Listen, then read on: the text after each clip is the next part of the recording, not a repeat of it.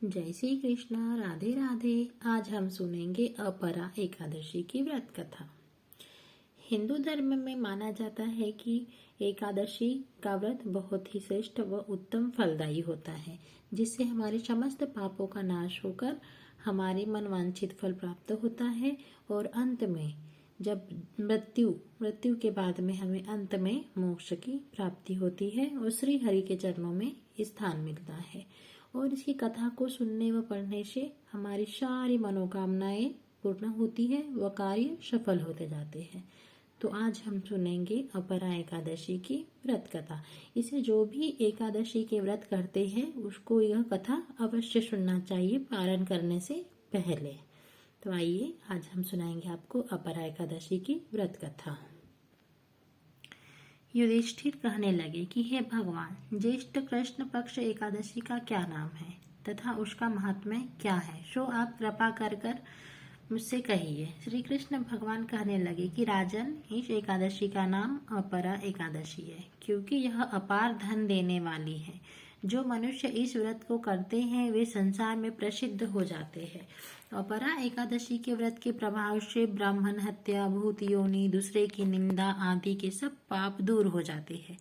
इस व्रत के करने से पर स्त्री गमन, झूठी गवाही देना, झूठ बोलना, झूठे शास्त्र पढ़ना या बनाना, झूठा ज्योतिषी बनना तथा झूठा वैद्य बनना आदि सब पाप नष्ट हो जाते हैं। जो क्षत्रिय युद्ध से भाग जाए वे नरकगामी होते हैं, परंतु अपरा एकादशी का व्रत करने से वे भी स्वर्ग को प्राप्त होते हैं। जो शिष्य गुरु से विद्या ग्रहण करते हैं और फिर उनकी निंदा करते हैं वे अवश्य नरक में पड़ते हैं, मगर अपरा एकादशी का व्रत करने से वे भी इस पाप से मुक्त हो जाते हैं। सो फल तीनों पुष्कर में कार्तिक पूर्णिमा को स्नान करने या गंगा तट पर पितरों को पिंड दान करने से प्राप्त होता है, वही अपरा एकादशी का व्रत करने से प्राप्त होता है। मकर में सूर्य में प्रयागराज के स्नान से, शिवरात्रि का व्रत करने से, सिंह राशि में बृहस्पति में गोमती नदी के स्नान से, कुंभ में केदारनाथ के दर्शन या बद्रीनाथ के दर्शन, सूर्य ग्रहण में कुरुक्षेत्र के स्नान से, स्वर्ण तथा हाथी घोड़ों का दान करने से, यज्ञ में स्वर्ण दान करने से अथवा अधप्रसूता गोदान से जो फल मिलता है वही फल अपरा एकादशी के व्रत से मिलता है।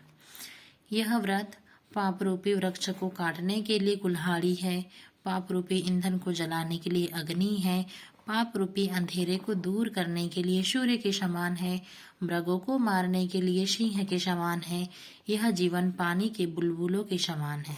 अतः मनुष्य को पापों से डरते हुए इस व्रत को अवश्य करना चाहिए। अपरा एकादशी का व्रत तथा भगवान का पूजन करने से मनुष्य सब पापों से छूटकर विष्णु लोक को जाता है। हे राजन, यह अपरा एकादशी की कथा मैंने लोक हित के लिए कही है। इसको पढ़ने व सुनने से मनुष्य सब पापों से छूट जाता है। तो आज हमारी यहाँ पर एकादशी की छोटी सी कथा समाप्त हुई। तो आपको कैसी लगी कथा हमें कमेंट करके जरूर बताइए और लाइक और सब्सक्राइब कीजिए। जय श्री कृष्ण।